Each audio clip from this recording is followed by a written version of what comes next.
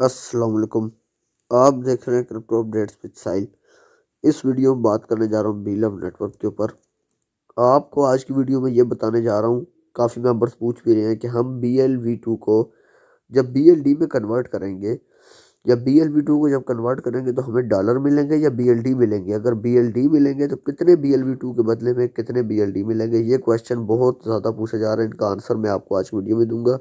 और आपके बहुत से जो है ना ऐसे क्वेश्चन जिनका आंसर आपको नहीं पता या आप कंफ्यूज हैं, उन तमाम कंफ्यूजन को दूर करने वाला हूँ BLV को लेके, BLD को लेके और इनोवेशन फैक्ट्री के तमाम चीज़ों को लेके।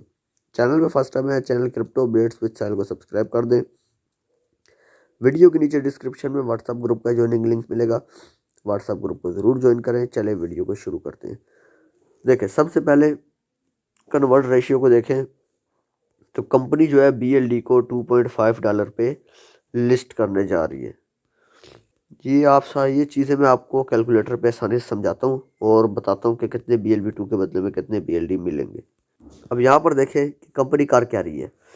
कंपनी जो है BLV2 को BLD में कन्वर्ट करवाएगी आपसे बहुत जल्द। अब ये कन्वर्ट कहाँ पर होगा? एक लीडर की तरफ से वॉइस आई थी, ये कन्वर्शन जो है ये आपकी होगी BLV डैप की ऐप में। ठीक है, BLV डैप ऐप में जो नहीं है उसमें होगा ये कन्वर्शन। ठीक है, क्या आप अपने BLV2 को BLD में कन्वर्ट कर पाएंगे?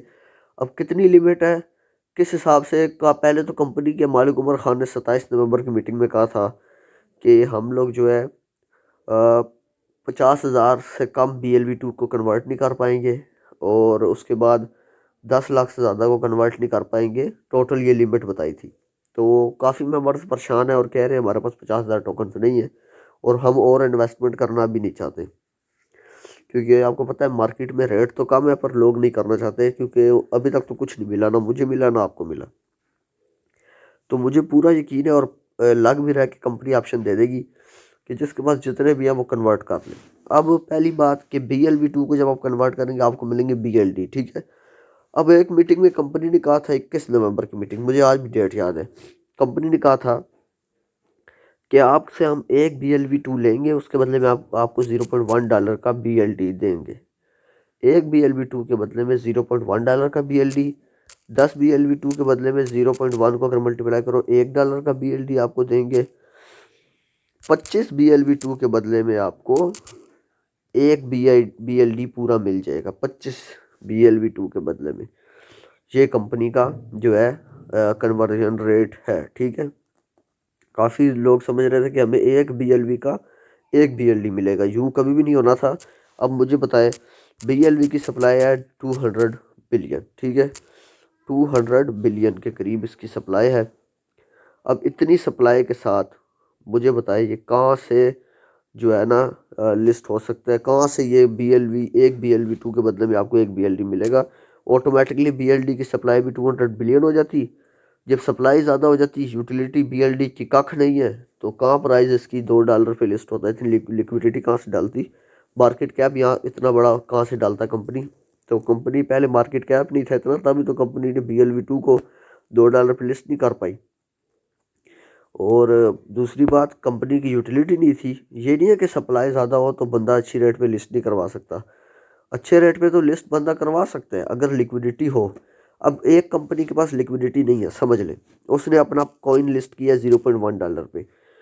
चले इससे भी कम कर देते हैं यार, 0.01 पाकिस्तानी ₹3 पे उसने लिस्ट किया। ठीक है, उस कंपनी ने अपना कॉइन। अब उस कॉइन के पास यूटिलिटी है बैक में। ठीक है, उसकी सप्लाई 20 बिलियन ही है, बैक में उसकी यूटिलिटी है, मतलब कि उसकी यूज केस कंपनी ने बनाया हुआ है। जिस कंपनी ने वो टोकन लिस्ट किया, ये आपको समझाना चाह रहा हूँ, आपको समझ आ जाएगी। अब जब उसकी यूटिलिटी यूज़ होगी, उसका डिमांड पैदा होगी उसकी, तो 20 बिलियन सप्लाई हो या 100 बिलियन सप्लाई हो, उसकी प्राइस आहिस्ता आहिस्ता अप्रिशिएट करेगी। 2-3 सालों में वही जो ₹3 का एक मिल रहा था वो ₹300 का एक मिलेगा। ठीक है, वही जो ₹3 का एक मिल रहा था वो 5 सालों बाद 1,000-1,200 का एक मिलेगा। तो ये हिसाब किताब हो जाएगा अगर अच्छी यूटिलिटी हो। तो कंपनी के पास ना थी यूटिलिटी, ना थी लिक्विडिटी। कंपनी अगर $2 पे लिस्ट भी करवा देती, लिक्विडिटी डाल के, यूटिलिटी ना होती, डिमांड ना होती, तो वो उससे भी प्राइस नीचे आ जाएगी। प्राइस एक दिन में क्या, कुछ घंटों में फिर गिरती। वो जो कंपनी ने लिस्ट किया BLV2 को, वो तो कंपनी ने लिक्विडिटी नहीं डाली थी, इसलिए वो 10 सेकंड के अंदर वापस इतने प्राइस पे आ गया। लिक्विडिटी नहीं थी, बिल्कुल लिक्विडिटी नहीं थी।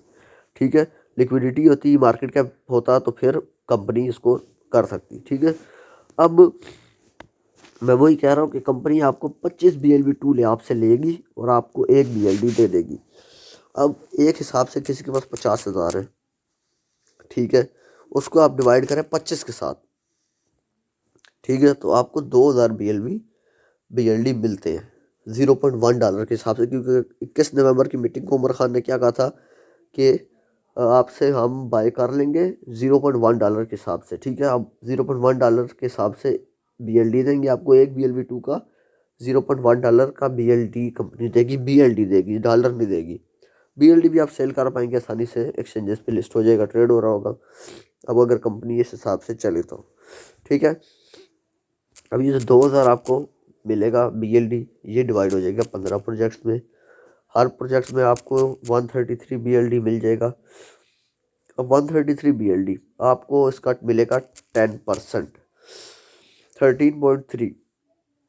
ठीक है, 13.3 आपको मिलेगा। मैं अब बात कर रहा हूँ, 13.3 आपको मिल गया। ठीक है, अब 13.3 BLD मिला। अब ये 10 प्रोजेक्ट्स में आपको मिलेगा 133 BLD आपको मिले, मल्टीप्लाई करें 2 इसके साथ, तो ये आपके सामने है $2.5 जो उसका रेट चल रहा है। इस हिसाब से अगर बात कर रहा हूँ मैं, ये आपको प्रॉफिट होगा हर महीने।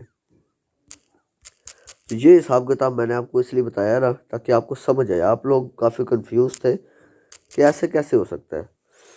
ठीक है, तो आपके सामने मैंने आपको सारा कुछ बता दिया, ये सारा सिनेरियो था। अब बात करते हैं, काफ़ी भी पूछ रहे हैं कि हमारा BLV अभी तक शो नहीं हुआ, कुछ का शो हो रहा है, कह रहे हैं हमारा हो रहा है। यार BFIC की ब्लॉकचेन अंडर मेंटेनेंस पे है।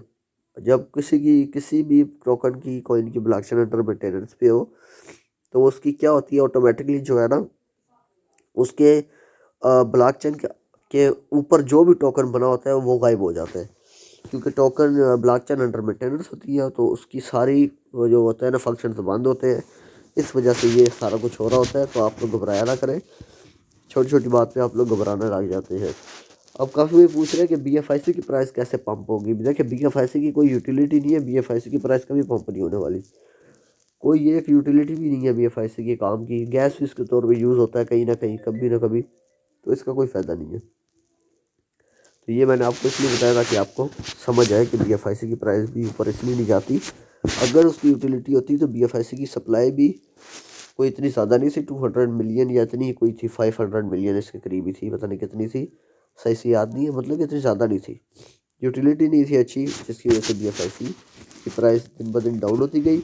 और कंपनी क्यों नहीं किसी का जो है ना स्टेकिंग अमाउंट दे रही, वो इसलिए नहीं दे रही, जो BFIC की प्राइस है वो भी इससे भी नीचे जाएगी। और कंपनी की अपनी नालायकी है, अपनी गलतियाँ, ठीक है।